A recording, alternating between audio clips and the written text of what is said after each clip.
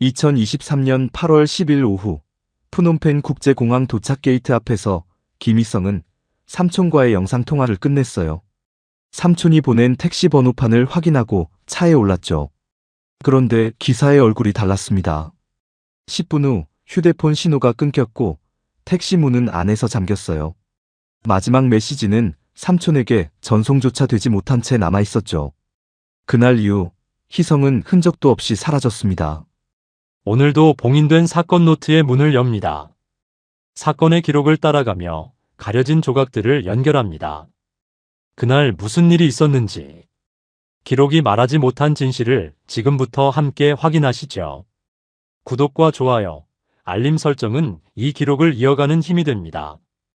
2023년 8월 초 여름방학을 맞은 김희성은 캄보디아행 비행기에 몸을 실었어요.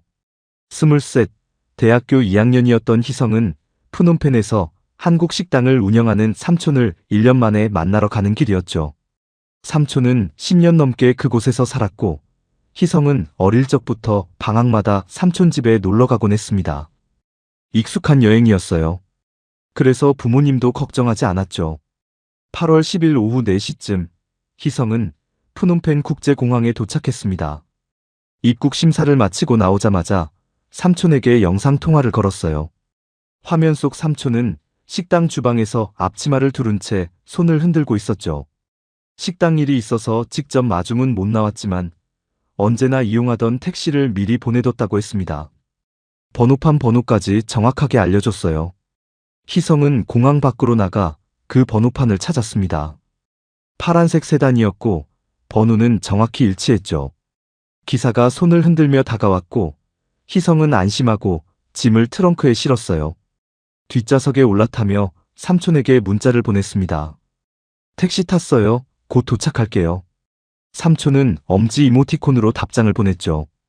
그런데 희성은 뭔가 이상하다는 느낌을 받았어요. 기사의 얼굴이 예전과 달랐죠. 삼촌이 늘 이용하던 기사는 나이 지긋한 중년 남성이었는데 이번 기사는 30 초반쯤 되어 보이는 젊은 남자였습니다. 말 수도 없었어요. 희성은 조심스럽게 삼촌에게 다시 문자를 보냈습니다. 기사분 바뀌었어요? 삼촌은 곧바로 답장을 보냈어요. 아, 오늘 그 기사님 쉬는 날이라 동료분이 대신 온 거야. 걱정 마. 희성은 고개를 끄덕였죠. 그럴 수도 있겠다 싶었습니다. 택시는 공항을 벗어나 시내 방향으로 달렸어요. 처음 몇 분은 익숙한 풍경이었죠. 희성이 지난해에도 봤던 건물들, 간판들이 스쳐 지나갔습니다. 그런데 10분쯤 지나자 차가 이상한 방향으로 꺾였어요. 희성은 창밖을 보며 고개를 갸우뚱했죠. 이 길로 가는 거 맞나요? 기사는 대답하지 않았습니다. 그냥 룸미러로 희성을 한번 보더니 속도를 더 냈어요. 희성은 가슴이 철렁했죠. 뭔가 잘못됐다는 걸 직감했습니다. 휴대폰을 꺼내 삼촌에게 전화를 걸려고 했어요. 그런데 신호가 안 잡혔죠. 화면 위쪽에 신호 없음이라는 글씨만 떴습니다. 희성은 당황해서 손잡이를 잡아당겼어요. 문이 열리지 않았죠. 안에서 잠긴 거였습니다. 희성은 목소리를 높였어요. 문 열어주세요. 여기 어디예요? 기사는 여전히 말이 없었죠. 그저 운전만 계속했습니다. 택시는 점점 더 외진 골목으로 들어갔어요. 건물은 낮고 허름했고 사람은 거의 보이지 않았죠. 희성은 떨리는 손으로 문자를 작성하기 시작했습니다. 삼촌, 여기 길 이상해요. 기사가 이상한 곳으로 가요. 그런데 전송이 되지 않았어요. 신호가 완전히 끊긴 거였죠. 희성은 뒷좌석에서 몸을 떨며 창문을 세게 두드렸습니다. 밖에 지나가는 사람이 보였지만 아무도 쳐다보지 않았어요. 차는 계속 달렸죠. 그리고 어느 순간 컨테이너와 폐건물이 늘어선 창고 지대에 도착했습니다. 기사는 차를 멈추지 않았어요. 한참을 더 가다가 낡은 건물 앞에서야 차를 세웠죠. 희성은 문을 열려고 발버둥 쳤지만 소용없었습니다. 기사가 차에서 내려 뒷문을 열었어요. 희성은 도망치려 했지만 다른 남자 2명이 갑자기 나타났죠. 희성의 팔을 붙잡았습니다. 희성은 소리를 질렀어요. 살려주세요. 도와주세요. 하지만 주변엔 아무도 없었죠. 남자들은 희성을 건물 안으로 끌고 들어갔습니다. 희성의 가방은 그 자리에 떨어졌어요. 파란색 토트백이었죠. 끈 하나가 잡아당겨지며 뜯어졌습니다. 그렇게 희성은 어둠 속으로 사라졌어요. 그날 오후 5시, 삼촌은 식당에서 희성을 기다리고 있었습니다. 보통 공항에서 1시간이면 도착하는 거리였어요. 삼촌은 주방에서 희성이 좋아하는 음식을 준비하고 있었죠. 김치찌개와 계란말이, 그리고 희성이 어릴 적부터 좋아하던 떡볶이까지 만들었습니다. 5시 반이 지났어요. 삼촌은 휴대폰을 확인했지만 희성에게서 연락이 없었죠. 전화를 걸어봤지만 꺼져 있었습니다. 삼촌은 조금 이상하다고 생각했어요. 평소 희성은 연락을 잘하는 아이였거든요. 6시가 되자 삼촌은 불안해지기 시작했습니다. 택시기사에게 전화를 걸었지만 그쪽도 받지 않았어요. 삼촌은 식당 문을 닫고 공항으로 향했죠. 공항에 도착해서 입국장을 확인했지만 희성은 보이지 않았습니다. 공항 직원에게 물어봤지만 희성이 이미 몇 시간 전에 출국장을 나갔다는 얘기만 들었어요. 삼촌은 경찰서로 달려갔습니다. 신고를 하려고 했죠. 하지만 경찰은 실종 신고는 24시간이 지나야 접수할 수 있다고 했어요. 삼촌은 소리를 질렀습니다. 내 조카가 지금 위험할 수도 있다고요. 경찰은 무표정하게 고개를 저었죠. 규정이 그렇다고 내일 다시 오라고 했습니다. 삼촌은 그날 밤 잠을 한숨도 자지 못했어요. 계속 희성에게 전화를 걸었지만 꺼져 있었죠. 문자도 보냈지만 답장이 없었습니다. 새벽 3시쯤 삼촌은 희성의 부모님에게 전화를 걸었어요. 형수에게 떨리는 목소리로 말했죠. 희성이가 공항에서 안 나타났어요. 전화기 너머로 비명 같은 소리가 들렸습니다.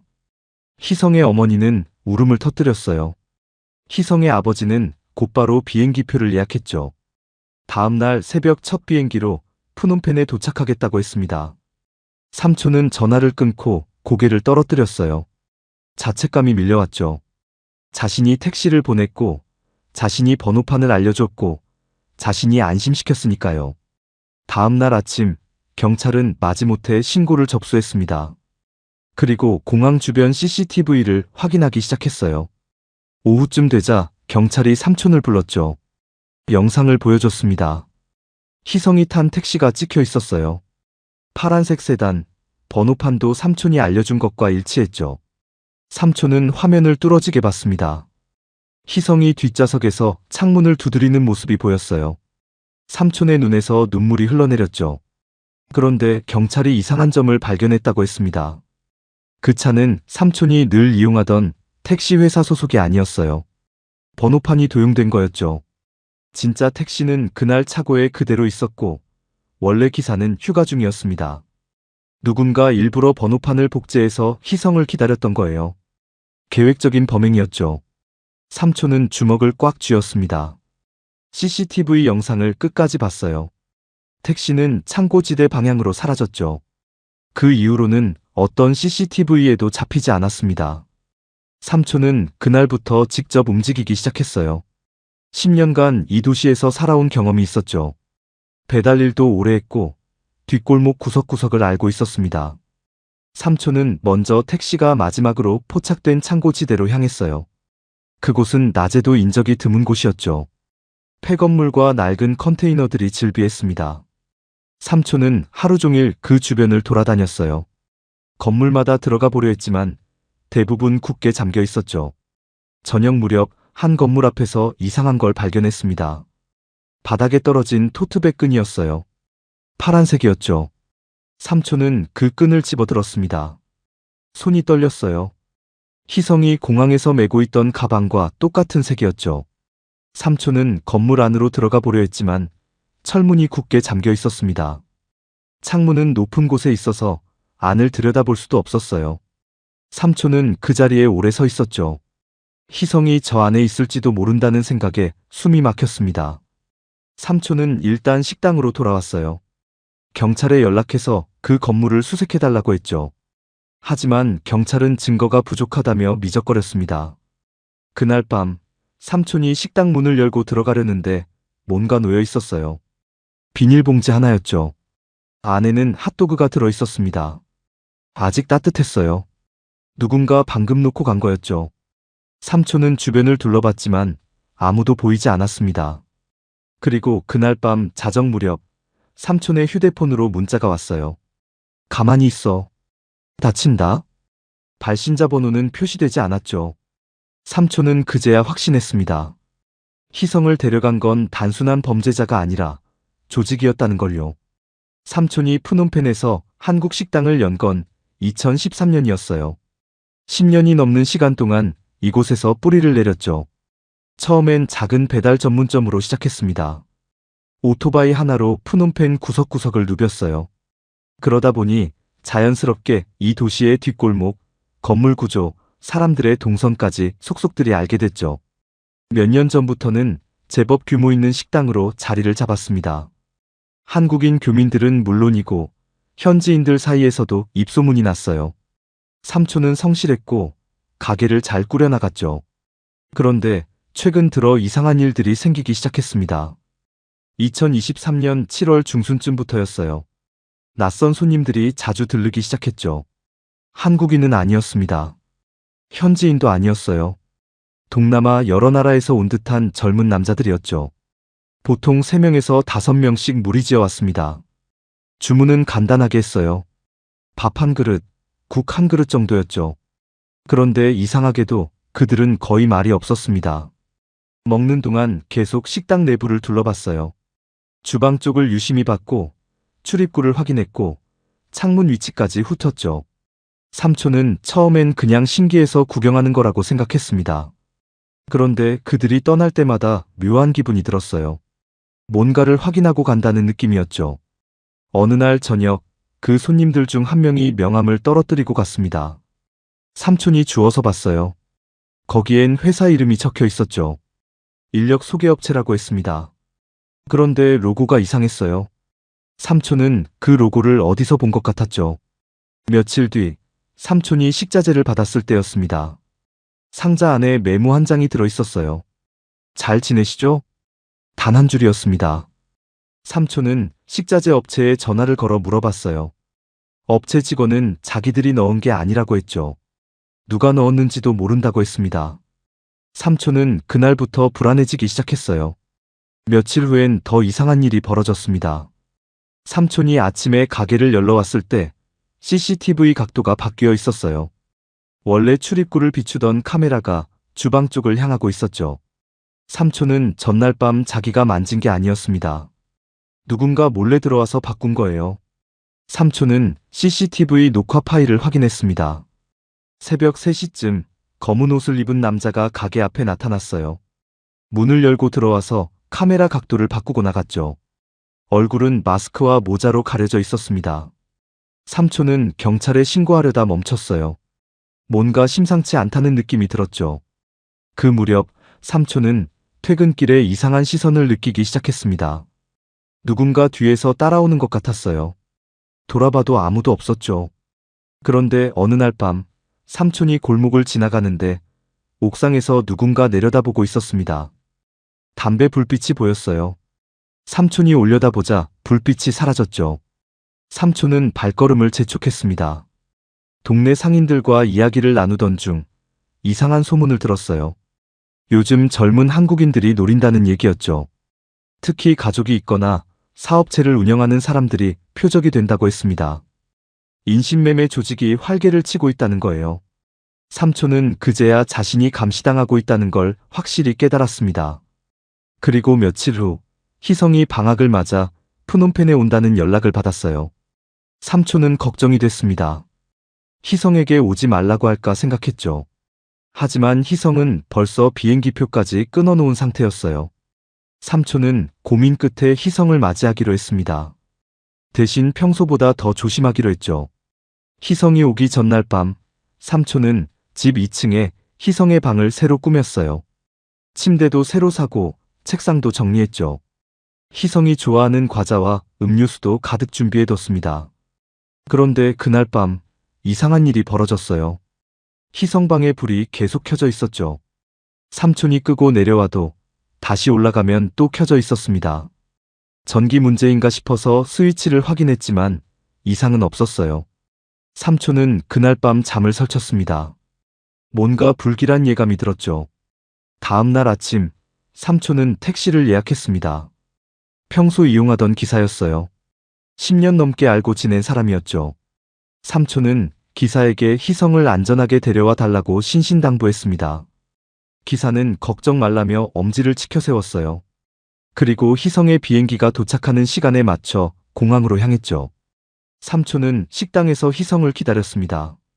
주방에서 희성이 좋아하는 음식을 준비하면서도 계속 휴대폰을 확인했어요. 오후 4시쯤 희성에게서 영상통화가 왔습니다.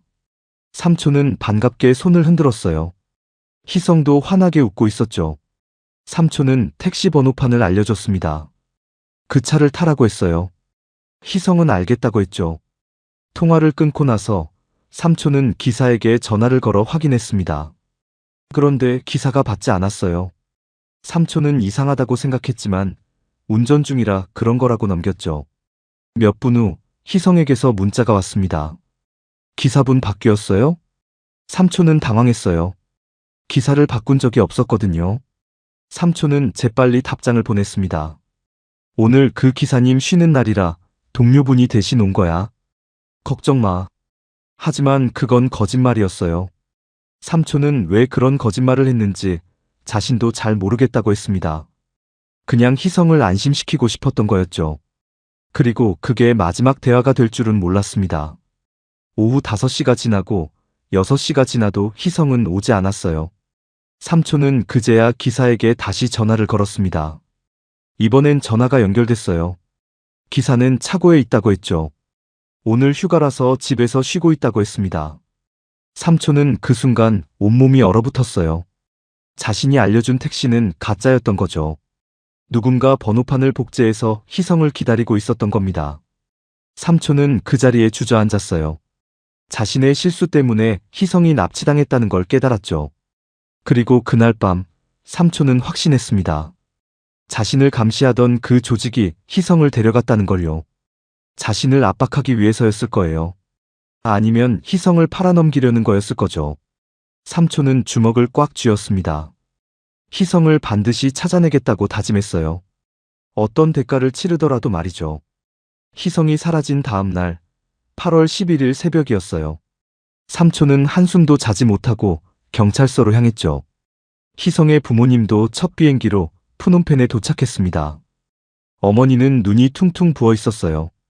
아버지는 입술을 깨물며 말이 없었죠. 경찰은 마지못해 실종 신고를 접수했습니다. 담당 형사는 중년의 남자였어요. 표정이 무덤덤했죠. 외국인 실종 사건은 여기선 흔한 일이라는 투였습니다. 삼촌은 참을 수 없었어요. 책상을 손으로 쳤죠. 흔한 일이라고요? 내 조카가 지금 어디선가 갇혀 있을 수도 있다고요. 형사는 한숨을 쉬며 CCTV 확인부터 하겠다고 했습니다. 오전 10시쯤 경찰은 공항 주변 CCTV 영상을 가져왔어요. 모니터에 희성의 모습이 나타났죠. 희성은 공항 밖으로 나와 택시를 찾고 있었습니다. 파란색 세단이 다가왔어요. 번호판이 화면에 선명하게 찍혔죠. 삼촌이 알려준 번호와 정확히 일치했습니다. 희성은 짐을 트렁크에 싣고 뒷좌석에 올라탔어요. 차는 곧바로 출발했죠. 삼촌은 화면을 뚫어지게 봤습니다. 형사는 계속 영상을 재생했어요. 택시는 시내 방향으로 달렸죠. 처음엔 정상적인 경로였습니다. 그런데 10분쯤 지나자 차가 이상한 쪽으로 방향을 틀었어요. 삼촌은 그 길을 알고 있었죠. 창고지대로 가는 길이었습니다. 희성이 뒷좌석에서 창문을 두드리는 모습이 보였어요. 삼촌의 가슴이 찢어지는 것 같았죠. 택시는 계속 달렸습니다. 그리고 어느 순간 CCTV 사각지대로 들어갔어요. 그 이후론 어떤 카메라에도 잡히지 않았죠. 형사는 고개를 저었습니다. 이 지역은 CCTV가 거의 없다고 했어요. 삼촌은 번호판을 다시 확인해달라고 했죠. 형사는 교통 데이터베이스를 조회했습니다. 그런데 이상한 결과가 나왔어요. 그 번호판은 삼촌이 늘 이용하던 택시 회사 소속이 맞았죠. 하지만 그날 그 차는 차고에 있었다고 나왔습니다. 형사는 택시 회사에 전화를 걸었어요. 확인 결과 진짜 택시는 정비소에 맡겨져 있었죠. 원래 기사는 그날 휴가 중이었습니다. 누군가 번호판을 복제한 거예요. 형사는 이건 계획적 범행이라고 말했습니다. 희성을 노리고 기다렸던 거라고 했죠. 삼촌은 주먹을 쥐었어요. 그럼 범인들이 희성이 온다는 걸 미리 알고 있었다는 얘기였습니다. 어떻게 알았을까요? 삼촌은 자신의 행동을 되짚어봤어요. 식당에서 희성 얘기를 한 적이 있었죠. 단골 손님들에게 조카가 온다고 말했었습니다. 그때 그 낯선 손님들도 있었어요. 듣고 있었을 거예요. 삼촌은 소름이 돋았죠. 경찰은 택시가 마지막으로 포착된 지점 근처를 수색하겠다고 했습니다. 하지만 시간이 걸릴 거라고 했어요. 삼촌은 기다릴 수 없었죠. 희성의 아버지와 함께 직접 그곳으로 향했습니다. 오후 2시쯤 그들은 창고지대에 도착했어요. 을씨년스러운 곳이었죠. 폐건물들이 늘어서 있었고 녹슨 컨테이너들이 여기저기 쌓여 있었습니다. 사람은 거의 보이지 않았어요. 삼촌과 희성의 아버지는 건물 하나하나를 살펴보기 시작했죠. 대부분 굳게 잠겨 있었습니다. 창문으로 안을 들여다봤지만 어두워서 아무것도 보이지 않았어요. 2시간을 헤맸을 때였습니다. 삼촌이 한 건물 앞에서 멈춰 섰어요. 바닥에 뭔가 떨어져 있었죠. 파란색 천조각이었습니다. 삼촌은 그걸 집어들었어요. 토트백 끈이었죠. 희성이 공항에서 메고 있던 가방과 똑같은 재질이었습니다. 삼촌은 희성의 아버지를 불렀어요. 이거 희성이 가방 아니에요? 희성의 아버지는 눈물을 글썽이며 고개를 끄덕였죠. 자기가 희성 생일 때 사준 가방이라고 했습니다. 두 사람은 건물 앞으로 다가갔어요. 낡은 2층 건물이었죠. 철문이 굳게 잠겨 있었습니다. 창문은 철망으로 막혀 있었어요. 삼촌은 문을 두드렸죠. 아무 대답이 없었습니다. 삼촌은 귀를 문에 대고 소리를 들어봤어요. 희미하게 뭔가 들리는 것 같았죠. 희성아, 희성아. 삼촌이 소리를 질렀습니다. 그런데 안에서 움직이는 소리가 들렸어요. 발소리 같았죠. 그리고 갑자기 조용해졌습니다. 희성의 아버지가 문을 발로 찼어요. 열리지 않았죠. 두 사람은 뒤쪽으로 돌아가 봤습니다. 뒷문도 잠겨 있었어요. 삼촌은 경찰에 전화를 걸었죠. 이곳을 당장 수색해달라고 했습니다. 경찰은 1시간 후에 도착하겠다고 했어요. 삼촌은 전화를 끊고 건물을 다시 살폈습니다. 2층 창문 중 하나가 살짝 열려 있는 게 보였어요. 삼촌은 근처에 있던 상자를 쌓았죠. 그 위로 올라가 창문을 열려고 했습니다. 그런데 그때 오토바이 소리가 들렸어요. 2대였죠. 남자 3명이 내렸습니다. 삼촌을 노려보며 다가왔어요. 여기서 뭐 하는 거죠? 삼촌은 물러서지 않았습니다. 내 조카 찾고 있어요. 남자 중 한 명이 비웃었죠. 여기 아무도 없는데요. 빨리 나가세요. 희성의 아버지가 앞으로 나섰어요. 경찰 부른다고 했죠. 남자들은 표정이 굳어졌습니다. 그중 한 명이 주머니에 손을 넣었어요. 삼촌은 긴장했죠. 그런데 그때 경찰 사이렌 소리가 들렸습니다. 멀리서 경찰차가 다가오고 있었어요. 남자들은 재빨리 오토바이에 올라탔죠. 도망치듯 사라졌습니다. 경찰이 도착했어요. 삼촌은 상황을 설명했죠. 토트백 끈도 보여줬습니다. 경찰은 건물 문을 강제로 열었어요. 안으로 들어갔죠. 1층은 텅 비어 있었습니다. 2층으로 올라가 봤어요. 작은 방 2개가 있었죠. 하나는 잠겨 있었고 하나는 열려 있었습니다. 열린 방 안에는 낡은 매트리스가 놓여 있었어요. 구석에 플라스틱 물병이 굴러다니고 있었죠. 그리고 바닥에 머리카락 몇 가닥이 떨어져 있었습니다. 경찰은 그걸 증거로 수집했어요. 삼촌은 잠긴 방 앞으로 갔죠. 문을 두드렸습니다. 희성아, 거기 있니? 대답이 없었어요. 경찰이 문을 부쉈습니다. 안은 완전히 비어 있었어요.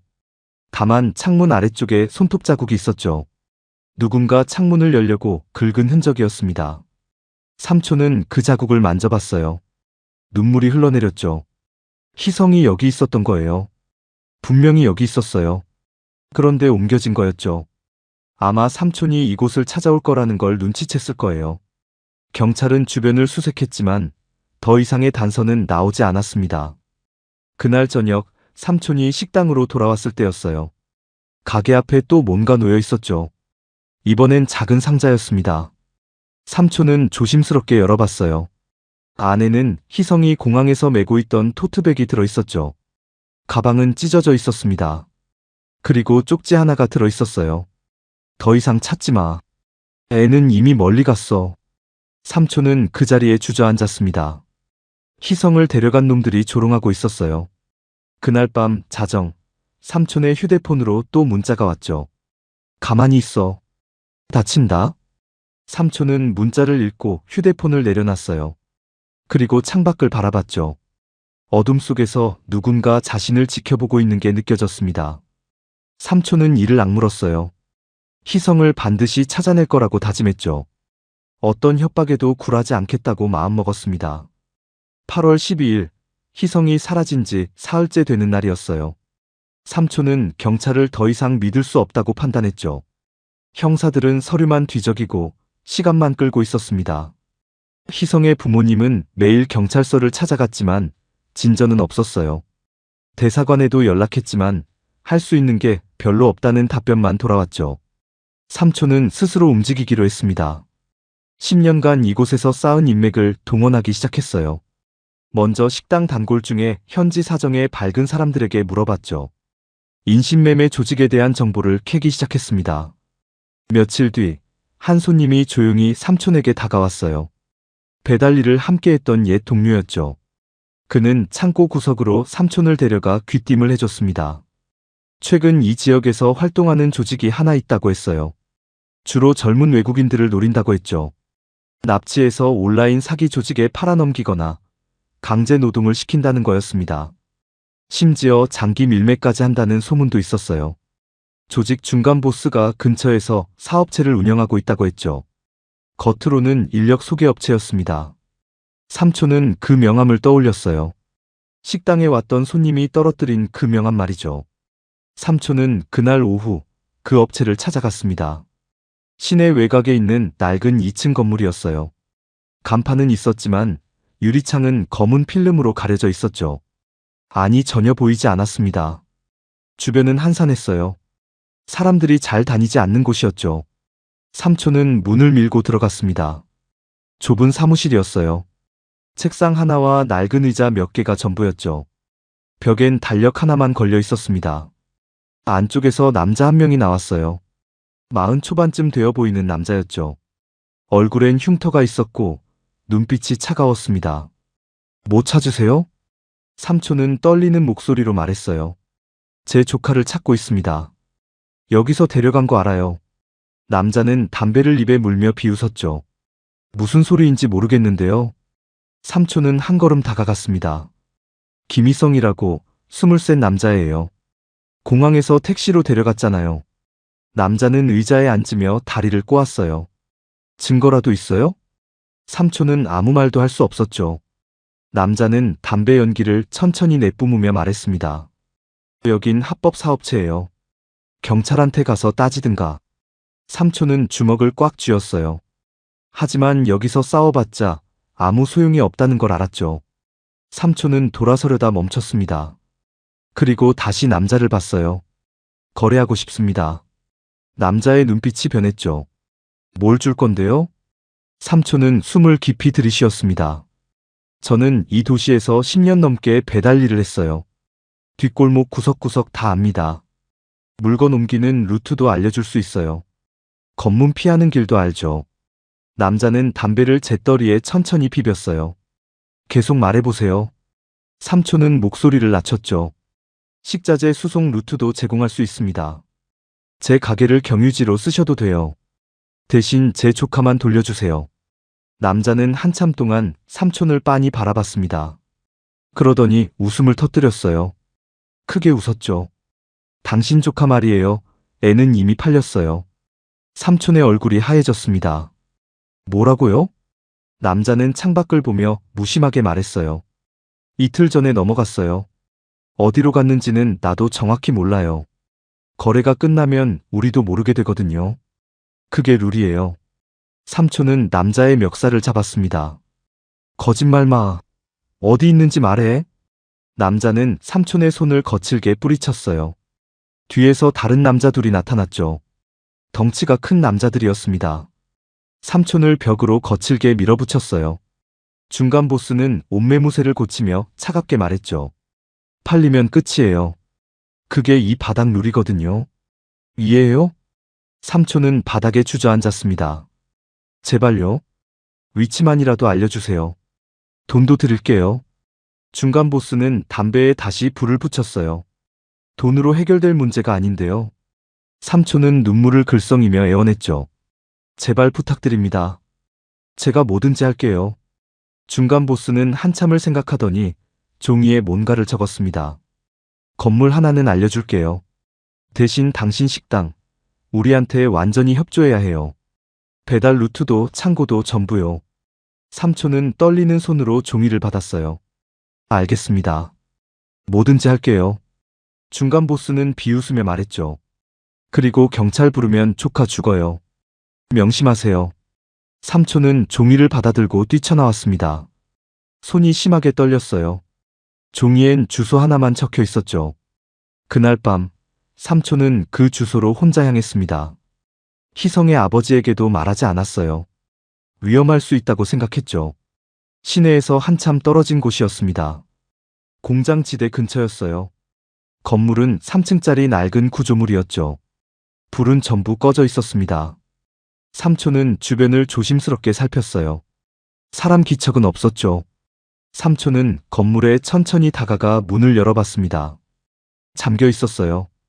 창문으로 안을 들여다봤죠. 어두워서 아무것도 보이지 않았습니다. 삼촌은 건물 뒤쪽으로 돌아갔어요. 뒷문이 반쯤 열려 있었죠. 삼촌은 조심스럽게 안으로 들어갔습니다. 계단을 천천히 올라가기 시작했어요. 삐걱거리는 소리가 났죠. 2층에 도착했을 때 복도 저쪽에서 발소리가 들렸습니다. 삼촌은 재빨리 몸을 숨겼어요. 누군가 손전등을 들고 복도를 걷고 있었죠. 불빛이 벽을 훑고 지나갔습니다. 삼촌은 숨을 죽이고 기다렸어요. 남자가 지나간 후 삼촌은 조심스럽게 방들을 확인하기 시작했죠. 첫 번째 방은 완전히 비어 있었습니다. 두 번째 방에는 낡은 침대만 놓여 있었어요. 세 번째 방문을 열었을 때 삼촌은 숨이 멎었죠. 안에 사람들이 6명 있었습니다. 모두 바닥에 앉아 있었어요. 눈빛이 죽어 있었죠. 젊은 남자 셋, 여자 셋이었습니다. 삼촌은 희성을 찾았어요. 하지만 희성은 없었죠. 삼촌은 최대한 조용히 물었습니다. 김희성이라고 아는 사람 있어요? 한국 남자 23이요. 한 남자가 고개를 끄덕였어요. 사흘 전에 있었어요. 근데 어젯밤에 어디론가 옮겨갔어요. 삼촌은 가슴이 내려앉았습니다. 어디로요? 남자는 고개를 저었어요. 몰라요. 그냥 밤에 차가 와서 데려갔어요. 저희도 언제 옮겨질지 몰라요. 그때 복도에서 발소리가 다시 들렸습니다. 이번엔 여러 명이었어요. 고함 소리도 들렸죠. 누가 들어왔다는 걸 눈치챈 거였습니다. 삼촌은 창문 쪽으로 재빨리 달려갔어요. 비상계단이 보였죠. 녹슨 철제 계단이었습니다. 삼촌은 정신없이 내려갔어요. 뒤에서 고함 소리가 더 커졌죠. 불빛이 삼촌을 쫓아왔습니다. 삼촌은 건물을 빠져나와 골목으로 숨었어요. 숨이 턱까지 차올랐죠. 심장이 터질 것 같았습니다. 한참을 숨어 있다가 겨우 빠져나왔어요. 삼촌은 그날 밤 식당으로 돌아왔습니다. 희성을 찾지 못했다는 죄책감에 눈물이 났어요. 또 놓쳤다는 자책감이 밀려왔죠. 그리고 다음 날 아침, 식당 유리창이 깨져 있었습니다. 돌이 던져진 흔적이었어요. 벽에는 빨간 스프레이로 글씨가 적혀 있었죠. 한국으로 꺼져. 유리 파편이 바닥에 흩어져 있었습니다. 삼촌은 그 글씨를 보며 이를 악물었어요. 그날 오후 식당에 낯선 남자들이 또 나타났습니다. 중간 보스가 보낸 사람들이었어요. 협조하라는 압박이었죠. 어젯밤 일 때문에 화가 났다고 했습니다. 삼촌은 거부했어요. 조카를 못 찾았으니 거래도 없다고 했죠. 남자들은 위협했습니다. 식당을 부숴버릴 거라고 했어요. 후회하게 만들겠다고 했죠. 삼촌은 물러서지 않았습니다. 그날 저녁, 또 협박 문자가 왔어요. 더 이상 찾지 마. 마지막 경고다. 삼촌은 문자를 읽고 휴대폰을 내려놨습니다. 그리고 10년간 함께 일했던 배달 기사들에게 연락을 돌리기 시작했어요. 도움을 요청했죠. 조카를 찾아야 한다고 말했습니다.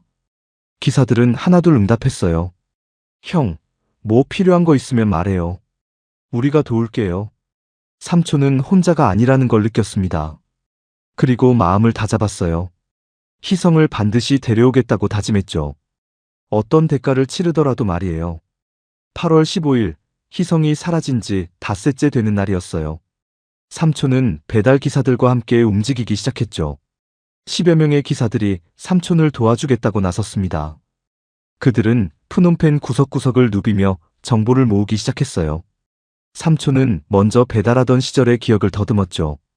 10년 전, 삼촌은 이 도시의 모든 골목을 다녔었습니다. 건물마다 어떤 사람들이 사는지, 어느 곳이 수상한지 알고 있었어요. 특히 외곽 지역의 폐건물들은 대부분 파악하고 있었죠. 삼촌은 지도를 펼쳐놓고 의심스러운 지역들을 표시하기 시작했습니다. 희성을 옮긴 곳은 분명 사람들 눈에 띄지 않는 곳일 거라고 생각했어요. 그날 오후, 삼촌과 기사 2명은 공장지대 근처를 다시 찾았습니다. 지난번 갔던 건물에서 조금 떨어진 곳이었어요. 낡은 창고 몇 개가 모여있는 지역이었죠. 삼촌은 하나씩 건물 주변을 살피기 시작했습니다. 첫 번째 창고는 완전히 비어 있었어요. 두 번째 창고는 폐자재들만 쌓여 있었죠. 세 번째 창고 앞에 도착했을 때 삼촌은 무언가를 발견했습니다. 바닥에 신발 자국이 있었어요. 여러 개였죠. 최근에 찍힌 것처럼 보였습니다. 삼촌은 무릎을 꿇고 자세히 살펴봤어요. 운동화 자국이었죠. 패턴이 독특했습니다. 삼촌은 희성이 공항에서 신고 있던 신발을 떠올렸어요. 희성은 한정판 운동화를 신고 있었죠. 특별한 패턴이 있는 신발이었습니다. 삼촌은 휴대폰으로 사진을 찍었어요. 그리고 희성의 어머니에게 전화를 걸었죠. 희성이가 공항에서 신고 있던 신발, 사진 있으세요? 희성의 어머니는 곧바로 사진을 보내왔습니다. 삼촌은 사진을 확대해서 신발 밑창 패턴을 확인했어요. 일치했죠. 똑같은 패턴이었습니다. 삼촌의 가슴이 뛰기 시작했어요. 희성이 여기 왔었다는 증거였죠. 삼촌은 건물 주변을 더 꼼꼼히 살폈습니다. 건물 뒤쪽으로 돌아갔어요. 작은 창문이 하나 있었죠. 창틀 아래에 천조각이 걸려 있었습니다. 파란색이었어요. 삼촌은 그걸 조심스럽게 떼어냈죠. 토트백 끈 조각이었습니다. 희성이 메고 있던 가방이 맞았어요. 삼촌은 눈물이 날 것 같았죠. 희성이 분명히 이 근처에 있었던 겁니다. 삼촌은 건물 안으로 들어가려 했어요. 하지만 문은 굳게 잠겨 있었죠. 창문도 철창으로 막혀 있었습니다. 삼촌은 건물을 한 바퀴 돌았어요. 뒤쪽에 작은 환기구가 있었죠. 삼촌은 귀를 환기구에 대고 들어봤습니다. 희미하게 소리가 들렸어요. 사람 소리 같았죠. 누군가 말하는 소리였습니다. 삼촌은 숨을 죽이고 더 가까이 귀를 댔어요. 그때 다른 소리가 들렸죠. 두드리는 소리였습니다. 창문을 안쪽에서 두드리는 소리 같았어요. 약하게, 규칙적으로 두드리고 있었죠. 삼촌은 온몸에 소름이 돋았습니다. 희성아, 희성아. 삼촌이 작게 소리쳤어요. 두드리는 소리가 멈췄죠. 그리고 잠시 후 더 세게 두드리기 시작했습니다. 삼촌은 확신했어요. 희성이 저 안에 있다는 걸요. 삼촌은 재빨리 함께 온 기사들을 불렀습니다. 문을 열어야 한다고 했어요. 기사 중 한 명이 공구를 가져왔죠. 자물쇠를 부수려고 했습니다. 그런데 그때 멀리서 차 소리가 들렸어요. 2대였죠. 빠르게 다가오고 있었습니다. 삼촌은 긴장했어요. 누군가 오고 있었죠. 기사들은 재빨리 근처 건물 뒤로 숨었습니다. 차 2대가 도착했어요. 벤이었죠. 남자 5명이 내렸습니다. 그중 한 명은 중간 보스였어요. 삼촌은 숨을 죽였죠. 남자들은 건물 안으로 들어갔습니다. 잠시 후 안에서 소란스러운 소리가 들렸어요. 고함 소리도 들렸죠. 누군가 끌려 나오는 것 같았습니다. 삼촌은 조심스럽게 고개를 내밀어 봤어요. 남자들이 사람 3명을 밴으로 데려가고 있었죠. 모두 젊은 남자들이었습니다. 손이 뒤로 묶여 있었어요. 삼촌은 그 중에 희성이 있는지 확인하려 했습니다. 하지만 너무 멀어서 얼굴이 잘 보이지 않았어요. 밴문이 닫혔죠. 남자 2명이 밴에 올라탔습니다. 나머지 3명은 다른 차에 탔어요. 차들이 출발했죠. 삼촌은 재빨리 일어났습니다. 기사들에게 소리쳤어요. 저 차 따라가요. 기사 2명이 오토바이에 시동을 걸었죠. 삼촌도 뒤에 올라탔습니다. 그들은 밴을 따라가기 시작했어요. 거리를 충분히 두고 뒤따라갔죠. 밴은 시내 반대 방향으로 향했습니다. 점점 더 외진 곳으로 가고 있었어요. 삼촌은 가슴이 두근거렸죠. 희성이 저 안에 있을지도 모른다는 생각에 손이 떨렸습니다. 30분쯤 달렸을 때 밴이 한 건물 앞에 멈춰 섰어요. 2층짜리 콘크리트 건물이었죠. 주변엔 아무것도 없었습니다. 삼촌과 기사들은 멀리서 지켜봤어요. 남자들이 밴에서 사람들을 끌어냈습니다. 건물 안으로 데려갔어요. 10분쯤 지나자 남자들이 다시 나왔죠. 차에 올라타고 떠났습니다. 삼촌은 기다렸어요. 차가 완전히 사라질 때까지 기다렸죠. 그리고 조심스럽게 건물로 다가갔습니다. 건물 주변을 살폈어요. 창문이 여러 개 있었지만 모두 철창이 쳐져 있었죠. 삼촌은 창문으로 안을 들여다봤습니다. 어두웠지만 사람들이 보였어요. 바닥에 앉아 있었죠. 삼촌은 눈을 가늘게 뜨고 자세히 봤습니다. 그때 한 사람이 고개를 들었어요. 삼촌의 심장이 멎었죠. 희성이었습니다. 얼굴이 수척했고 눈밑이 까맣게 멍들어 있었어요. 하지만 분명히 희성이었죠. 삼촌은 창문을 두드렸습니다. 희성아, 희성아. 희성이 고개를 돌렸어요. 삼촌을 봤죠. 눈이 커졌습니다. 입을 벌렸어요. 하지만 소리는 나오지 않았죠. 희성은 일어나려 했지만 다리가 묶여 있었습니다. 희성은 몸을 비틀며 창문 쪽으로 다가오려 했어요. 다른 사람들도 움직이기 시작했죠. 삼촌은 재빨리 주변을 살폈습니다. 출입문을 찾았어요. 철문이었죠. 자물쇠가 걸려 있었습니다. 삼촌은 기사들을 불렀어요. 문을 열어야 한다고 했죠. 기사 한 명이 공구로 자물쇠를 부수기 시작했습니다. 쇠가 부딪히는 소리가 울렸어요. 시끄러웠죠. 삼촌은 초조했습니다. 빨리 열어야 했어요. 남자들이 돌아오기 전에 희성을 데려가야 했죠. 자물쇠가 떨어졌습니다. 삼촌은 문을 벌컥 열었어요. 안으로 뛰어들어갔죠. 희성아. 희성은 바닥에 쓰러져 있었습니다. 테이프로 입이 막혀 있었어요. 손과 발도 묶여 있었죠. 삼촌은 희성에게 달려갔습니다. 테이프를 떼어냈어요. 희성이 숨을 헐떡였죠. 삼촌이에요? 희성의 목소리는 쉬어 있었습니다. 삼촌은 눈물을 흘리며 희성의 손을 풀어줬어요. 그래, 나야. 걱정 마. 이제 괜찮아. 희성은 삼촌을 끌어안았죠. 몸이 떨리고 있었습니다. 삼촌은 희성을 일으켰어요. 다른 사람들도 풀어줘야 한다고 생각했죠. 기사들이 들어와 나머지 사람들의 줄을 풀어주기 시작했습니다. 모두 5명이었어요. 그때 밖에서 차 소리가 들렸습니다. 삼촌은 얼어붙었죠. 돌아온 거였습니다.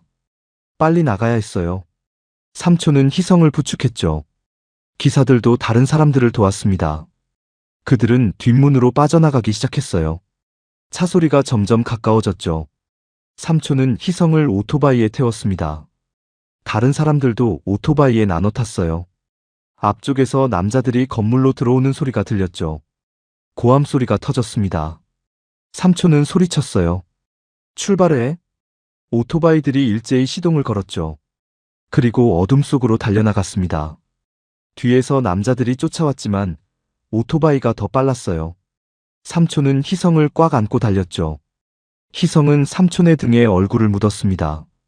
삼촌 무서웠어요. 삼촌은 대답 대신 희성의 손을 꽉 잡았어요. 이제 괜찮아. 삼촌이 데려왔잖아.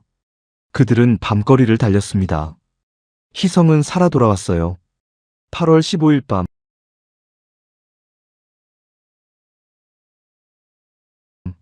오토바이들은 푸놈펜 시내로 들어왔어요. 삼촌은 곧장 병원으로 향했죠. 희성을 응급실에 데려갔습니다. 희성은 탈수 증세가 심했어요. 며칠 동안 제대로 먹지 못했던 거였죠. 몸 곳곳에 멍도 있었습니다. 저항하다가 맞은 흔적이었어요. 의사는 다행히 큰 부상은 없다고 했죠. 하지만 정신적 충격이 클 거라고 했습니다. 희성은 링거를 맞으며 계속 떨고 있었어요. 삼촌은 희성의 손을 잡고 있었죠. 희성의 부모님이 병원으로 달려왔습니다. 어머니는 희성을 보자마자 울음을 터뜨렸어요. 아버지는 말없이 희성을 끌어안았죠. 희성도 부모님 품에서 한참을 울었습니다. 삼촌은 복도로 나와 기사들에게 감사 인사를 했어요. 기사들은 고개를 저었죠. 형, 당연한 거 아니에요. 희성이 찾아서 다행이에요. 삼촌은 한 명 한 명 악수를 했습니다. 눈물이 났어요. 혼자였다면 희성을 찾지 못했을 거라고 생각했죠. 그날 밤, 삼촌은 경찰서에 신고를 했습니다. 희성을 구출한 경위를 설명했어요. 건물 위치도 알려줬죠. 경찰은 즉시 수사팀을 보냈다고 했습니다. 하지만 삼촌은 불안했어요. 조직이 이미 흔적을 지웠을 거라고 생각했죠. 다음 날 아침, 경찰이 병원으로 찾아왔습니다. 희성에게 진술을 받으러 온 거였어요. 희성은 떨리는 목소리로 말하기 시작했죠. 공항에서 택시를 탔을 때부터 모든 걸 설명했습니다. 택시가 이상한 곳으로 간 것, 문이 잠긴 것, 창고로 끌려간 것까지 전부 말했어요. 희성은 처음 끌려간 건물에서 이틀을 있었다고 했습니다. 방 하나에 갇혀 있었어요. 물과 빵 조각만 주었다고 했죠. 휴대폰은 빼앗겼고 말을 하면 맞았다고 했습니다. 사흘째 되는 날 밤, 다른 건물로 옮겨졌어요. 거기엔 사람들이 더 많았다고 했죠. 10명쯤 되었다고 합니다. 모두 젊은 사람들이었어요. 한국 사람도 2명 더 있었다고 했죠. 남자들은 계속 협박했습니다. 조용히 있으면 다치지 않는다고 했어요. 저항하면 죽인다고 했죠. 희성은 며칠 동안 어떻게 될지 몰라 두려웠다고 말했습니다. 탈출을 시도해봤지만 불가능했어요. 문은 항상 잠겨 있었고 창문엔 철창이 있었죠. 감시하는 사람도 항상 있었습니다. 그러다 어제 또 다른 건물로 옮겨졌다고 했어요. 그곳에서 삼촌이 구해준 거였죠. 경찰은 희성의 진술을 꼼꼼히 기록했습니다. 그리고 어제 삼촌이 알려준 건물을 수색했다고 했어요. 하지만 아무것도 없었다고 했죠. 건물은 완전히 비어 있었습니다. 조직이 밤새 모든 걸 치웠던 거예요. 삼촌은 예상했던 일이라며 고개를 저었죠. 경찰은 계속 수사하겠다고 했지만 삼촌은 믿지 않았습니다. 며칠 후 희성은 퇴원했어요. 부모님은 바로 한국으로 돌아가자고 했죠. 더 이상 이곳에 있는 건 위험하다고 생각했습니다. 희성도 빨리 떠나고 싶어 했어요. 삼촌은 공항까지 배웅하러 갔습니다. 희성은 삼촌을 꽉 안았어요. 삼촌, 정말 고마워요. 삼촌 아니었으면 전 못 나왔을 거예요. 삼촌은 희성의 머리를 쓰다듬었죠. 미안해. 삼촌이 더 조심했어야 했는데. 희성은 고개를 저었습니다. 삼촌 잘못 아니에요. 삼촌이 구해주셨잖아요. 희성의 가족은 비행기에 올랐어요. 삼촌은 그들이 사라질 때까지 지켜봤죠. 그리고 공항을 나서며 깊은 한숨을 쉬었습니다. 희성은 구했지만 마음 한편이 무거웠어요. 아직도 그곳에 갇혀있는 사람들이 있었으니까요. 삼촌이 구해준 5명은 각자의 나라로 돌아갔습니다. 하지만 희성이 말했던 그 10명은 어떻게 됐을까요? 삼촌은 경찰에 계속 문의했지만 소식이 없었어요. 며칠 후 삼촌의 식당에 또 이상한 일이 벌어졌습니다. 새벽에 누군가 가게 문에 붉은 페인트를 칠해 놓았어요. 협박이었죠. 삼촌은 CCTV를 확인했지만 범인은 얼굴을 가리고 있었습니다. 그날 밤 삼촌은 휴대폰으로 문자를 받았어요. 잘했어. 하지만 이제 끝이야. 조용히 살아. 삼촌은 문자를 읽고 지웠습니다. 위협에 굴복하지 않기로 마음먹었어요. 삼촌은 한국 대사관에 연락했죠. 푸놈펜에서 벌어지고 있는 인신매매 실태를 알렸습니다. 대사관은 관심을 가지기 시작했어요. 현지 경찰에 압력을 넣기 시작했죠. 며칠 후 경찰이 대대적인 단속에 나섰습니다. 여러 건물을 급습했어요. 그중 한 곳에서 피해자 15명을 구출했다고 했죠. 삼촌은 그 소식을 들었을 때 조금 안도했습니다. 희성이 말했던 사람들 중 일부가 구출됐을 거라고 생각했어요. 하지만 조직의 핵심 인물들은 잡히지 않았습니다. 중간 보스도 사라졌어요. 사무실은 텅 비어 있었죠. 경찰은 수배령을 내렸지만 이미 국경을 넘었을 거라고 했습니다. 삼촌은 아쉬웠어요. 하지만 희성을 구한 것만으로도 감사했죠. 9월 초 삼촌은 희성에게 전화를 받았습니다. 희성은 한국에서 조금씩 회복되고 있다고 했어요. 상담도 받고 있다고 했죠. 악몽을 자주 꾸지만 점점 나아지고 있다고 했습니다. 삼촌은 다행이라고 말했어요. 희성은 삼촌에게 물었죠. 삼촌은 괜찮으세요? 거기 아직 위험한 거 아니에요? 삼촌은 웃으며 대답했습니다. 걱정 마. 삼촌은 괜찮아. 이제 조심하고 있어. 희성은 안심한 듯 했어요. 전화를 끊기 전에 희성이 말했죠. 삼촌, 정말 고마워요. 삼촌은 제 생명의 은인이에요. 삼촌은 가슴이 뭉클했습니다. 당연한 거야. 넌 내 조카잖아. 전화를 끊고 나서 삼촌은 창밖을 바라봤어요. 푸놈펜의 밤거리가 보였죠. 여전히 이 도시 어딘가에선 누군가 갇혀 있을지도 몰랐습니다. 삼촌은 다짐했어요. 앞으로 주변 사람들을 더 조심시키겠다고 했죠. 특히 젊은 여행자들에게 경고하기로 했습니다. 삼촌은 식당 입구에 경고문을 붙였어요. 공항에서 택시 탈 때 조심하라는 내용이었죠. 번호판을 확인하고 기사 얼굴도 확인하라고 적었습니다. 한국어와 영어, 현지어로 작성했어요. 삼촌의 식당을 찾는 여행자들이 그 경고문을 읽었습니다. 고맙다는 말을 하는 사람들도 있었어요. 삼촌은 그럴 때마다 희성을 떠올렸죠. 희성이 겪은 일이 다른 사람들에게 일어나지 않기를 바랐습니다. 그리고 언젠가 이 도시에서 인신매매가 완전히 사라지기를 희망했어요. 그날 밤, 삼촌은 희성방에 들어갔습니다. 희성이 썼던 침대는 그대로 있었어요. 책상 위엔 희성이 좋아하던 과자 몇 개가 놓여 있었죠. 삼촌은 그 방에 앉아 한참을 있었습니다. 희성을 되찾았다는 안도감과 함께 아직 끝나지 않은 싸움에 대한 각오가 밀려왔어요. 삼촌은 창문을 열었습니다. 밤바람이 들어왔어요. 삼촌은 조용히 중얼거렸죠. 이제 희성이는 안전해. 하지만 아직 갇혀있는 사람들이 있어. 내가 할 수 있는 건 계속 경고하고 조심시키는 거야.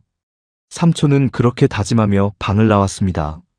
희성의 사건은 끝났지만 푸놈펜의 어둠은 여전히 깊었어요. 9월 중순, 희성이 한국으로 돌아간 지 한 달쯤 지났을 때였어요. 삼촌의 식당은 다시 평온을 찾은 것처럼 보였죠. 손님들이 오고 음식을 내고 일상이 흘러갔습니다. 하지만 삼촌은 알고 있었어요. 조직이 가만히 있지 않을 거라는 걸요. 희성을 구출한 일로 조직에 큰 타격을 줬으니까요. 그들은 반드시 보복을 할 거였죠.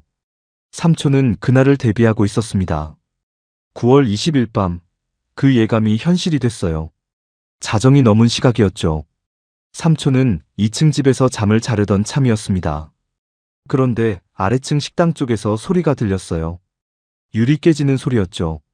삼촌은 재빨리 일어나 창문으로 내려다봤습니다. 검은 옷을 입은 남자 5명이 식당 앞에 서 있었어요. 손에 쇠파이프를 들고 있었죠. 유리창을 깨고 있었습니다. 삼촌은 휴대폰을 집어들었어요. 경찰에 신고하려고 했죠. 그런데 그때 현관문을 발로 차는 소리가 들렸습니다. 위층까지 올라오려는 거였어요. 삼촌은 재빨리 방문을 잠갔죠. 그리고 창문을 열었습니다. 비상탈출로를 확인했어요. 하지만 도망칠 생각은 없었죠. 삼촌은 이미 준비를 해뒀으니까요. 삼촌은 침대 밑에서 가방 하나를 꺼냈습니다. 안에는 호루라기와 신호탄이 들어있었어요. 삼촌은 창문으로 신호탄을 쏘아 올렸죠. 밤하늘에 빨간 불빛이 터졌습니다. 그리고 호루라기를 3개 불었어요. 삑삑삑. 날카로운 소리가 밤거리에 울려 퍼졌죠. 남자들은 2층 문을 부수기 시작했습니다. 쿵쿵 소리가 점점 커졌어요. 삼촌은 긴장하며 시간을 벌었죠. 문이 곧 부서질 것 같았습니다. 그때 멀리서 오토바이 소리가 들렸어요. 한 대가 아니었죠. 여러 대였습니다. 소리가 점점 가까워졌어요. 삼촌은 창문으로 내다봤죠. 헤드라이트 불빛이 보였습니다. 10대, 20대, 아니 그 이상이었어요. 배달 기사들이었죠. 삼촌이 미리 약속해둔 사람들이었습니다. 신호탄을 보면 모두 모이기로 했던 거예요. 오토바이들이 식당 앞에 멈춰 섰습니다. 기사들이 내렸어요. 손에 배달 가방을 들고 있었죠. 하지만 가방 안엔 음식이 아니라 다른 게 들어 있었습니다. 프라이팬, 쇠국자, 배달용 보온 가방, 헬멧까지 전부 무기가 됐어요. 식당을 부수던 남자들이 멈칫했죠. 밖을 내다봤습니다. 수십 명의 기사들이 식당을 둘러싸고 있었어요. 한 기사가 앞으로 나섰죠. 삼촌과 10년 넘게 함께 일했던 사람이었습니다. 야, 너희들. 우리 형 건드리면 안 되는 거 몰라? 남자들은 당황한 표정을 지었어요. 이렇게 많은 사람이 나올 줄 몰랐던 거죠. 남자 중 한 명이 쇠파이프를 휘둘렀습니다. 위협하려는 거였어요. 하지만 기사들은 물러서지 않았죠. 오히려 한 걸음씩 앞으로 나아갔습니다. 남자들은 뒷걸음질 쳤어요. 그때 검은 차 한 대가 도착했습니다. 중간 보스였죠. 차에서 내려 상황을 파악했어요. 얼굴이 굳어졌습니다. 중간 보스는 삼촌을 올려다봤죠. 삼촌은 창문에 서서 중간 보스를 내려다보고 있었습니다. 중간 보스가 소리쳤어요. 당신 정말 죽고 싶어? 삼촌은 차분하게 대답했죠. 난 내 가족 지킨 것뿐이에요. 당신들이 먼저 건드렸잖아요. 중간 보스는 비웃었습니다. 배달쟁이들 모아봤자 뭐가 달라져? 우리 조직이 얼마나 큰지 알아? 삼촌은 고개를 저었어요. 당신네 조직이 크든 작든 상관없어요. 여긴 우리 동네고 우리가 지킵니다. 기사들이 일제히 소리쳤죠. 맞아. 여긴 우리 구역이야. 중간 보스는 주변을 둘러봤습니다. 수십 명의 기사들이 자신을 노려보고 있었어요. 싸우면 질 게 뻔했죠. 중간 보스는 이를 갈았습니다. 좋아. 오늘은 물러서 주지. 하지만 이거 끝난 거 아니야. 삼촌은 창문에서 내려왔어요. 식당 문을 열고 나갔죠. 기사들 사이를 지나 중간 보스 앞에 섰습니다. 끝났어요. 당신네가 다시 오면 경찰에 전부 신고할 겁니다. 증거도 다 모아뒀어요. 중간 보스는 코웃음을 쳤죠. 증거? 무슨 증거? 삼촌은 휴대폰을 꺼냈습니다. 화면을 중간 보스에게 보여줬어요. 녹음 파일이었죠. 중간 보스가 삼촌과 거래를 제안했던 대화가 녹음돼 있었습니다. 희성을 팔았다는 얘기도 들어 있었어요. 중간 보스의 얼굴이 창백해졌죠. 삼촌은 계속 말했습니다. 이건 복사본이에요. 원본은 안전한 곳에 있죠. 당신네가 나한테 뭐 하면 이게 경찰이랑 대사관으로 갑니다. 중간 보스는 입술을 깨물었어요. 아무 말도 할 수 없었죠. 삼촌은 한 걸음 더 다가갔습니다. 그리고 조용히 말했어요. 이제 끝내요. 당신들도 더 이상 이 동네에서 활동하지 마세요. 우리가 계속 지켜볼 겁니다. 중간 보스는 한참을 삼촌을 노려봤죠. 그러더니 돌아섰습니다. 부하들에게 손짓했어요. 가자. 남자들은 차에 올라탔죠. 차가 출발했습니다. 그렇게 그들은 사라졌어요. 기사들이 환호성을 질렀습니다. 삼촌은 한숨을 크게 내쉬었어요. 긴장이 풀렸죠. 다리가 후들거렸습니다. 기사 한 명이 삼촌의 어깨를 두드렸어요. 형, 괜찮아요? 정말 대단했어요. 삼촌은 고개를 저었죠. 너희가 없었으면 못했어. 정말 고마워.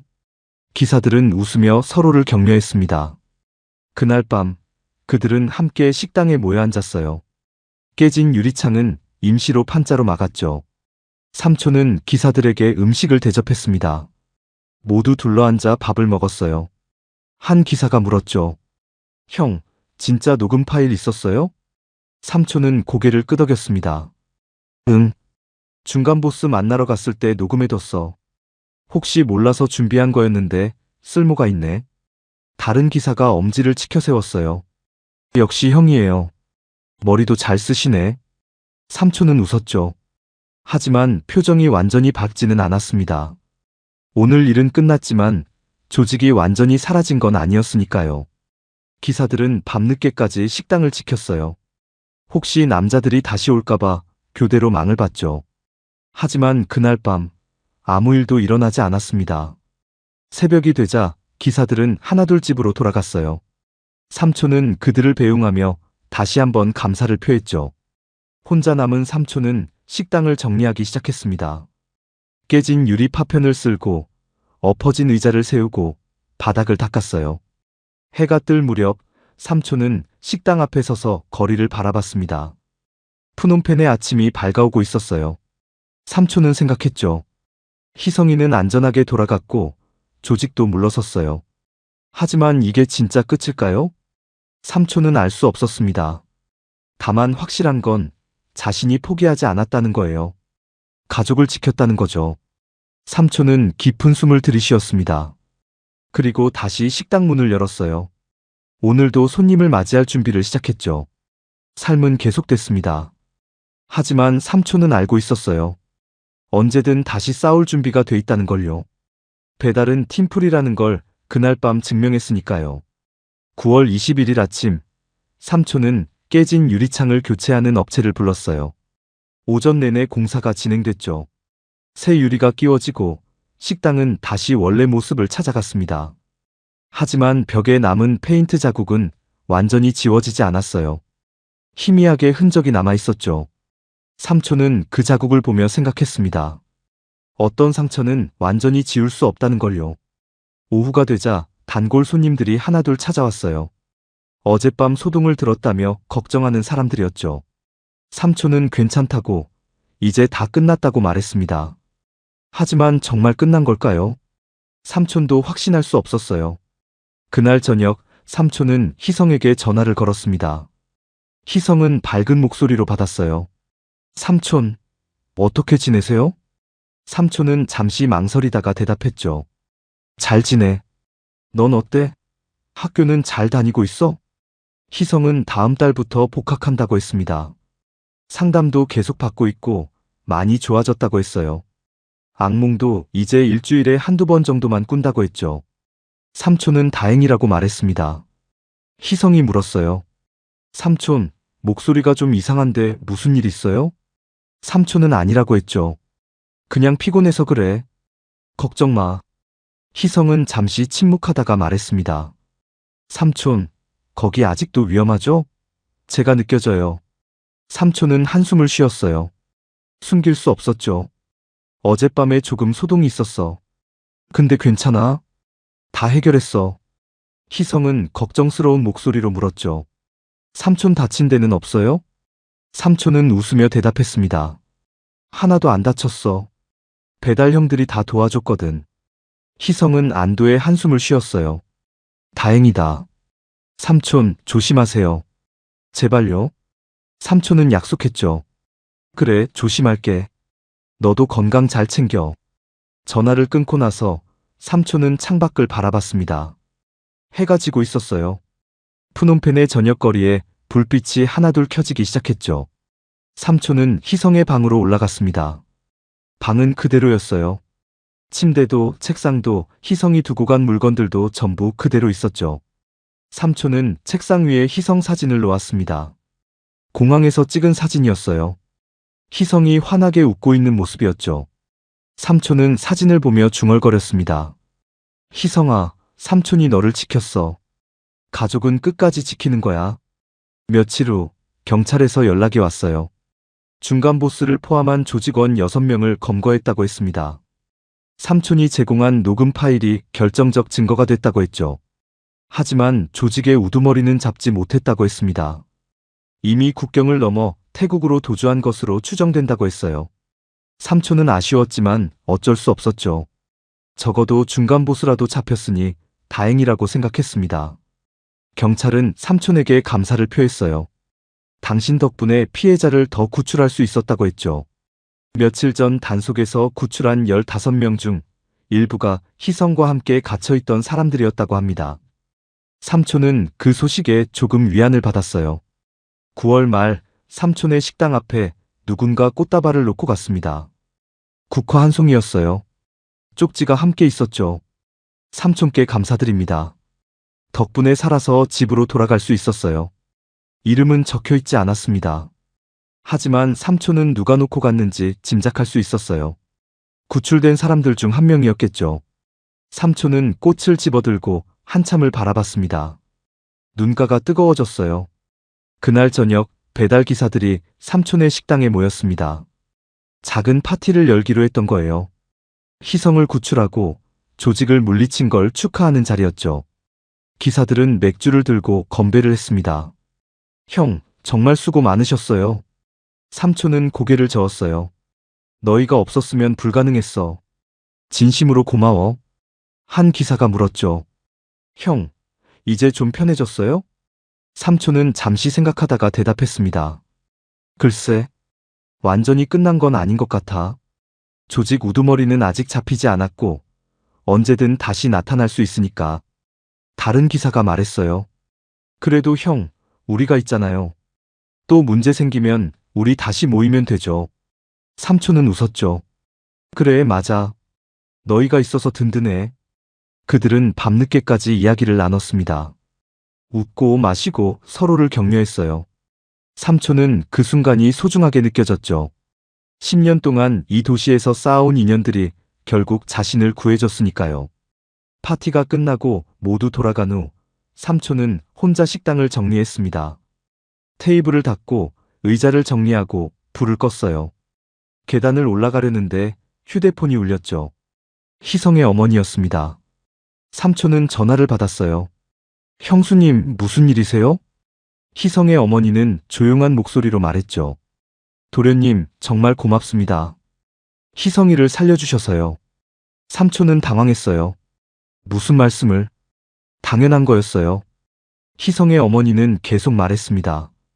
우리 희성이가 요즘 많이 좋아졌어요. 웃는 얼굴도 많이 보이고요. 다 도련님 덕분이에요. 삼촌은 가슴이 뭉클했죠. 희성이가 잘 지내고 있다니 다행이에요. 그게 제일 중요한 거잖아요. 희성의 어머니는 잠시 침묵하다가 말했어요. 도련님도 조심하세요. 거기 아직 위험하잖아요. 삼촌은 대답했죠. 걱정 마세요. 이제 조심하고 있어요. 전화를 끊고 나서 삼촌은 2층으로 올라갔습니다. 침대에 누워 천장을 바라봤어요. 오늘도 긴 하루였죠. 삼촌은 눈을 감았습니다. 그런데 잠이 오지 않았어요. 자꾸 희성이 갇혀있던 모습이 떠올랐죠. 창문을 두드리던 손, 테이프로 막힌 입, 멍든 얼굴까지 전부 선명하게 기억났습니다. 삼촌은 눈을 다시 떴어요. 오토바이 소리가 들리면 여전히 가슴이 철렁했죠. 누군가 다시 올까봐 두려웠습니다. 삼촌은 창문 쪽으로 다가갔어요. 밖을 내다봤죠. 거리는 조용했습니다. 사람들이 지나다니고 차들이 달리고 평범한 밤이었어요. 하지만 삼촌은 알고 있었죠. 이 평범함 뒤에 숨어있는 어둠을요. 푸놈펜 어딘가에는 아직도 희성처럼 갇혀있는 사람들이 있을 거예요. 도움을 기다리는 사람들이 있겠죠. 삼촌은 그들을 전부 구할 수는 없었습니다. 하지만 적어도 경고할 수는 있었어요. 조심하라고, 주의하라고 알릴 수 있었죠. 삼촌은 식당 입구에 붙여놓은 경고문을 떠올렸습니다. 그 경고문을 본 사람 중 몇 명이라도 조심한다면 그것만으로도 의미가 있는 거였어요. 새벽 2시쯤 삼촌은 겨우 잠이 들었습니다. 꿈속에서 희성이 나타났어요. 희성은 웃고 있었죠. 삼촌, 고마워요. 제가 살 수 있었던 건 삼촌 덕분이에요. 삼촌은 꿈속에서 희성을 안았습니다. 그리고 속삭였어요. 가족은 끝까지 지키는 거야. 항상. 다음 날 아침, 삼촌은 평소처럼 식당 문을 열었습니다. 손님들이 들어왔고, 주문을 받고 음식을 내놨어요. 일상이 다시 시작됐죠. 하지만 삼촌은 항상 주변을 경계했습니다. 낯선 손님이 들어오면 유심히 봤고, 창밖을 자주 확인했어요. 조직은 사라지지 않았으니까요. 우두머리는 아직 잡히지 않았고, 언제든 다시 나타날 수 있었죠. 전문가들도 말했습니다. 인신매매 조직은 한 명을 잡아도 또 다른 사람이 그 자리를 채운다고요. 근절되지 않는다고 했어요. 표정만 바뀔 뿐이라고 했죠. 삼촌은 그 말을 알고 있었습니다. 하지만 포기하지 않았어요. 자신이 할 수 있는 걸 하기로 했죠. 경고하고 지키고 싸우는 거였습니다. 그날 오후 푸놈펜 거리에는 여전히 실종자 전단지가 붙어 있었어요. 젊은 얼굴들이었죠. 찾는 사람, 연락처가 적혀 있었습니다. 삼촌은 그 전단지들을 보며 생각했어요. 저 사람들도 누군가의 가족이겠죠. 누군가는 밤마다 울고 있을 거예요. 그리고 어딘가에선 그들을 찾는 사람이 있을 겁니다. 삼촌은 조용히 다짐했죠. 내가 할 수 있는 건 계속 경계하는 거야. 그리고 필요하면 또 싸우는 거야. 그날 밤, 삼촌은 희성의 방에 다시 들어갔습니다. 사진을 보며 미소 지었어요. 희성아, 너는 안전해. 삼촌이 지켰어. 가족은 내가 데려온다. 끝까지. 그렇게 삼촌의 하루가 끝났습니다. 내일도 모레도 삼촌은 계속 이곳에서 살아갈 거예요. 경계하며 지키며 싸우며요. 푸놈펜의 어둠은 깊지만 삼촌은 물러서지 않을 겁니다. 2024년 1월, 희성이 한국으로 돌아간 지 5달이 지났어요. 삼촌의 식당은 여전히 문을 열고 있었죠. 손님들이 오고 음식을 먹고 일상이 흘러갔습니다. 겨울이었지만 푸놈펜은 여전히 따뜻했어요. 삼촌은 매일 아침 식당 문을 열고 저녁엔 닫았죠. 평범한 일상이었습니다. 하지만 삼촌은 알고 있었어요. 이 평범함이 얼마나 소중한지를요. 어느 날 오후 삼촌에게 낯선 메일 하나가 도착했습니다. 발신자는 표시되지 않았어요. 제목은 이것뿐이었죠. 당신이 알아야 할 것. 삼촌은 메일을 열었습니다. 사진 한 장이 첨부돼 있었어요. 푸놈펜 외곽의 어느 건물 사진이었죠. 낡은 3층 건물이었습니다. 그리고 짧은 문장이 적혀 있었어요. 아직 끝나지 않았습니다. 조심하세요. 삼촌은 사진을 확대해서 봤습니다. 건물은 낯익었어요. 예전에 배달하면서 한 번 지나쳤던 곳 같았죠. 삼촌은 한참을 사진을 들여다봤어요. 그리고 메일을 저장했습니다. 언젠가 필요할지도 모르니까요. 창밖을 바라봤죠. 푸놈펜의 거리는 여전히 붐볐습니다. 오토바이들이 지나다니고 사람들이 걷고 차들이 달렸어요. 평범한 오후였죠. 하지만 어딘가에는 여전히 어둠이 숨어 있었습니다. 삼촌은 알고 있었어요.